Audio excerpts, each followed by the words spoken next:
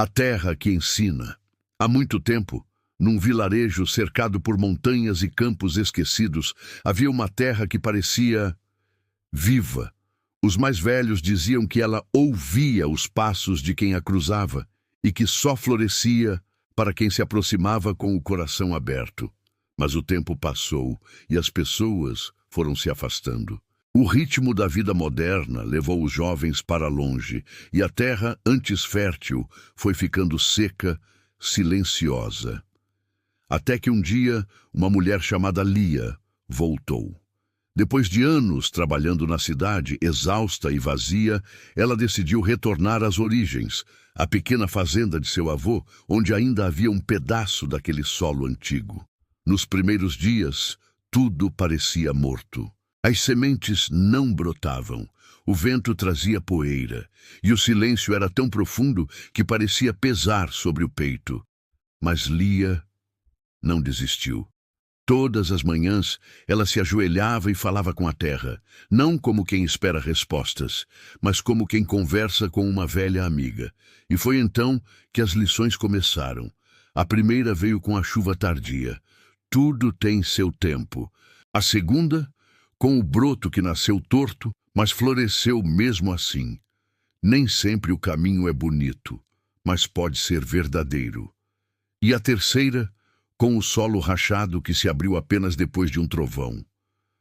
Às vezes é preciso romper para recomeçar. Com o passar dos dias, a fazenda começou a mudar, e Lia também. As pessoas do vilarejo, curiosas, voltaram a visitá-la. Algumas vieram por ajuda, outras por consolo, e todas saíam diferentes, como se algo ali falasse direto à alma. Logo perceberam que a terra não ensinava com palavras, mas com gestos silenciosos, com o nascer e o pôr do sol, com o ciclo das estações, com o simples ato de esperar.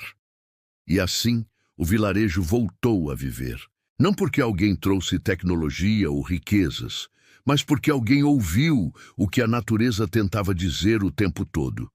No final, Lia escreveu numa tábua de madeira ao lado do portão da fazenda: a terra não precisa de pressa nem de perfeição. Ela só pede presença, e quem aprende a ouvi-la descobre o sentido da vida. Essa é a terra que ensina. Uma lembrança de que, às vezes, o maior milagre acontece quando paramos e deixamos que a vida volte a crescer dentro da gente. A última colheita do vovô. O sol nascia devagar, pintando de dourado as lavouras da fazenda de seu antero, o vovô que todos diziam conversar com a terra. Os netos juravam que quando ele encostava as mãos no solo, o vento parava para escutar. Naquele ano, porém, havia algo diferente no ar. Seu antero caminhava mais devagar, o olhar distante, como quem carrega um segredo antigo. Ele dizia apenas: é tempo da última colheita. Os filhos e netos não entendiam. O milharal estava bonito, o feijão florescia. Mas o velho insistia em tratar cada dia como despedida. Plantava com cuidado, regava em silêncio e, às vezes, ficava olhando o horizonte como quem conversa com alguém invisível. Certa noite, o neto mais novo, Miguel, o encontrou sentado ao lado do poço, olhando as estrelas. Vovô, por que o senhor chama essa de última colheita? O velho sorriu, acendendo o lampião. Porque toda colheita é um ensinamento, meu filho. Mas essa é a que eu deixo para vocês. Nos dias seguintes, algo mágico aconteceu. A chuva veio no tempo certo. As pragas desapareceram e os frutos nasceram mais fortes, mais doces do que nunca. Era como se a própria terra quisesse se despedir junto com o velho agricultor. Quando chegou o tempo da colheita, toda a família se reuniu. Seu antero observava em silêncio. O riso dos netos, o canto dos pássaros, o som das enxadas cortando o chão. Então, tirou o chapéu e disse: não é o que a gente planta com as mãos que importa, é o que deixa no coração de quem fica. Naquela noite ele descansou e não acordou mais. Mas ninguém chorou em desespero, porque no campo, onde antes havia silêncio, brotava uma presença serena. O vento agora soava como sua voz. O tilintar dos grãos parecia repetir suas palavras. E todos compreenderam. A última colheita do vovô não era de milho nem de feijão. Era de amor. Desde então, todo ano, na época da colheita, Miguel planta um punhado de sementes ao pé do poço. E o milharal cresce mais bonito exatamente ali, onde o avô costumava rezar antes do trabalho. No portão da fazenda, há uma placa simples, escrita à mão. Quem planta com o coração, colhe eternidade. Essa é a última colheita do vovô. Uma lembrança de que o verdadeiro legado não está nas terras que deixamos, mas nas raízes que firmamos dentro de quem amamos. No ritmo da roça, dizem que o tempo na roça tem um compasso próprio, nem apressado, nem lento demais. É o ritmo da vida, o ritmo da terra. No vilarejo de Serra Mansa, esse ritmo era quase uma música. O canto dos galos, o chiado da enxada, o murmúrio do vento passando pelo milharal. Mas com o passar dos anos, muita gente começou a ir embora, atrás de um futuro melhor. Só seu Bento ficou. Homem simples, de mãos marcadas e olhar sereno, ele dizia que a terra falava, mas poucos ainda sabiam ouvir. Certa manhã, após uma seca longa e cruel, seu Bento acordou antes do sol e caminhou até o terreiro. O chão estava rachado, sem vida, mas ele sorriu. Hoje ela vai respirar de novo, murmurou. Sem pressa começou a cavar, plantar, regar. Quem passava achava loucura. A chuva não vinha fazia meses, e o velho insistia em semear o impossível. Mas havia algo diferente naquele dia. O vento parecia sussurrar entre as folhas secas, como se anunciasse um segredo. Dias depois, no meio da madrugada, o céu se abriu. A chuva caiu com força, molhando a terra, lavando as esperanças esquecidas. E pela manhã, o vilarejo inteiro acordou com um cheiro novo, cheiro de vida voltando. As sementes que todos julgavam perdidas começaram a brotar. E com elas, uma mensagem silenciosa se espalhou. O tempo da colheita não é o mesmo do relógio, é o tempo do coração. As pessoas voltaram a visitar seu Bento, vieram pedir conselho, ajuda ou simplesmente escutar o som do vento entre as árvores. E ele dizia sempre a mesma coisa, olhando o horizonte. A pressa seca, o que a fé ainda pode regar. Com o tempo, o vilarejo reviveu. As casas voltaram a ter cheiro de café fresco, as crianças corriam pelo barro e os jovens, antes cansados da roça, começaram a enxergar nela algo maior, um propósito. E ali, entre o som dos pássaros e o compasso da enxada batendo na terra, todos compreenderam a lição que seu Bento guardava há tanto tempo. Quem vive no ritmo da roça aprende que a vida não se colhe à força. Ela floresce no tempo certo, quando o coração trabalha junto com a terra.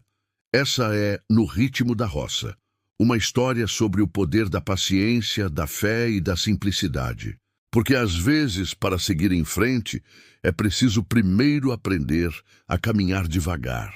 O espantalho que protegia mais que o milharal. Dizem que alguns olhos, mesmo feitos de botão, conseguem ver além do que é visível. Na pequena vila de São Clemente, cercada por campos de milho dourado, havia um espantalho diferente de todos os outros.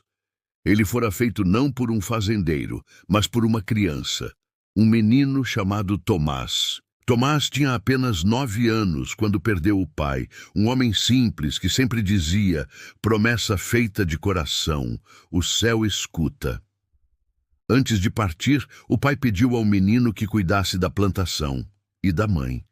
Sem saber como proteger tudo sozinho, Tomás construiu um espantalho. Colocou no boneco o chapéu antigo do pai, um lenço azul que pertencia à mãe e, escondido dentro do peito de palha, um pequeno papel com uma promessa escrita à mão. Enquanto eu viver, nada de ruim vai acontecer aqui. Os anos se passaram e o espantalho continuava firme, observando o milharal. Mesmo nas tempestades mais fortes, ele nunca caiu. Alguns moradores juravam que nas noites de lua cheia o boneco parecia mudar de posição, como se vigiasse algo além da plantação. Certa noite, uma tempestade diferente se formou no horizonte. O vento uivava, os relâmpagos rasgavam o céu e o rio, que cortava a vila, começou a subir perigosamente. A enxurrada ameaçava invadir as casas mais próximas do milharal. Mas quando tudo parecia perdido, algo aconteceu. Um raio atingiu o espantalho. Em vez de queimar, ele caiu de pé, bem no meio do campo, como se tivesse sido empurrado por uma força invisível. E naquele instante, a água que avançava mudou de direção, desviando do vilarejo. No dia seguinte, o milharal estava intacto, e o espantalho, agora com o rosto chamuscado, permanecia em pé, com o lenço azul do pescoço tremulando ao vento. Tomás, já crescido, olhou para o campo e entendeu. Algumas promessas não morrem com o tempo, apenas mudam de forma. O espantalho não guardava só palha, guardava fé, guardava amor, guardava o eco de uma promessa feita por um coração puro. Desde aquele dia, ninguém mais ousou substituir o velho boneco. Ele ficou ali, como um lembrete silencioso de que o amor verdadeiro, mesmo disfarçado de simples palha, é capaz de proteger mais que qualquer cerca. Protege o que é sagrado, a esperança. Às vezes, o que parece inanimado guarda o que há de mais vivo dentro de nós. E quando o coração promete, até o céu se move para cumprir. Obrigado por ficar por aqui. Deixa seu like e inscreva-se no canal. Vida na estrada de terra. A estrada de terra começava logo depois da última casa da vila. Um caminho antigo, cheio de curvas, ladeado por árvores retorcidas e cercas de arame enferrujado. Dizem que quem passa por ali nunca volta o mesmo. Foi por essa estrada que João decidiu seguir, num dia em que o coração pesava mais que a mala. Depois de perder o emprego e quase tudo o que tinha, ele resolveu voltar para o interior, onde nascera, mas o ônibus só ia até metade do caminho. O resto era poeira, silêncio e fé. Cada passo levantava um pouco da estrada, e parecia que o vento respondia aos seus pensamentos. Será que ainda há um lugar para mim nesse mundo? Pensou. Foi então que, de repente, uma borboleta pousou no ombro dele. Pequena, amarela, frágil. E João sorriu pela primeira vez em dias. A estrada, com seu jeito simples e misterioso, começou a falar. Não com palavras, mas com sinais. Um galho caído o fez mudar de rota. Um riacho escondido o obrigou a tirar os sapatos e sentir a água fria. Um velho casebre abandonado lhe deu abrigo na tempestade daquela noite. Cada obstáculo parecia uma lição disfarçada. A lama ensinou que não existe progresso sem sujeira. A solidão mostrou que o silêncio também é um companheiro. E o cansaço revelou que a força só nasce quando a gente acredita que ainda pode dar mais um passo. Ao amanhecer, João chegou ao alto de um morro. De lá podia ver o vale inteiro coberto por neblina, e no horizonte o telhado vermelho da casa onde crescera. Os olhos se encheram d'água, mas não era tristeza. Era gratidão. Ele entendeu naquele instante que a estrada de terra não era apenas um caminho. Era um espelho da vida, cheia de desvios, buracos e poeira, mas também repleta de descobertas, flores escondidas e pores do sol que nenhum asfalto é capaz de oferecer. Com o tempo, João recomeçou a vida. Trabalhou, plantou, ajudou os vizinhos. E sempre que alguém reclamava do caminho difícil até a vila, ele sorria e dizia: não tenha medo da estrada de terra. É nela que a gente aprende a caminhar de verdade. Essa é vida na estrada de terra. Um lembrete de que o destino não é o ponto final. É o aprendizado que colhemos em cada curva. Porque às vezes os caminhos mais simples são os que nos levam mais longe.